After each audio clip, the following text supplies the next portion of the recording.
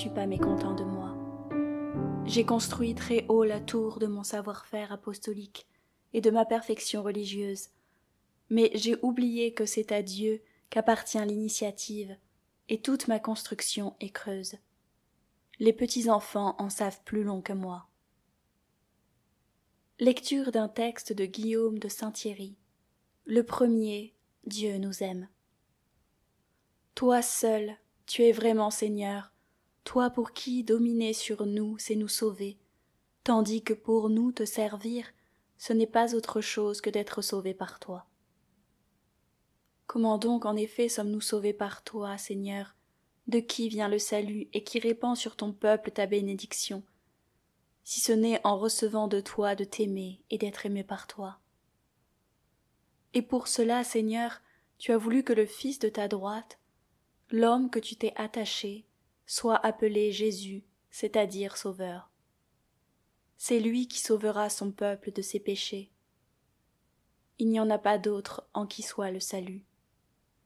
C'est lui qui nous a appris à l'aimer, quand le premier il nous a aimés, et jusqu'à la mort de la croix.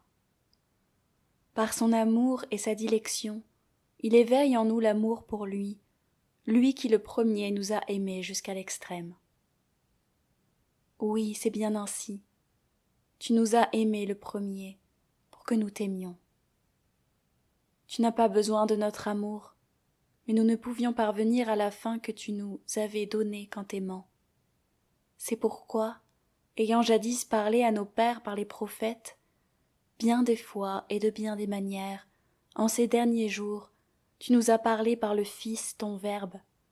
C'est par lui que les cieux ont été faits, et par le souffle de sa bouche toute leur puissance. Parler par ton Fils, pour toi, ce n'est pas autre chose que de mettre en plein soleil, de faire voir avec éclat combien et comment tu nous as aimés, puisque tu n'as pas épargné ton propre Fils, mais l'as livré pour nous tous. Et lui aussi il nous a aimés, et il s'est livré lui-même pour nous. Telle est la parole, le Verbe tout-puissant que tu nous adresses, Seigneur. Tandis que tout baigné dans le silence, c'est-à-dire au profond de l'erreur, il descendit des royales demeures pour abattre durement l'erreur et doucement mettre en valeur l'amour.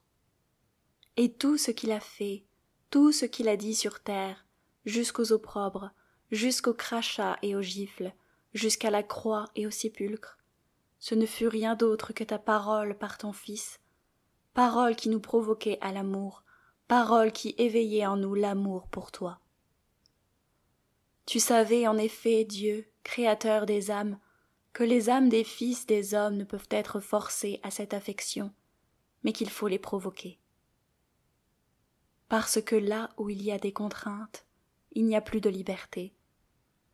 Là où il n'y a pas de liberté, il n'y a pas de justice.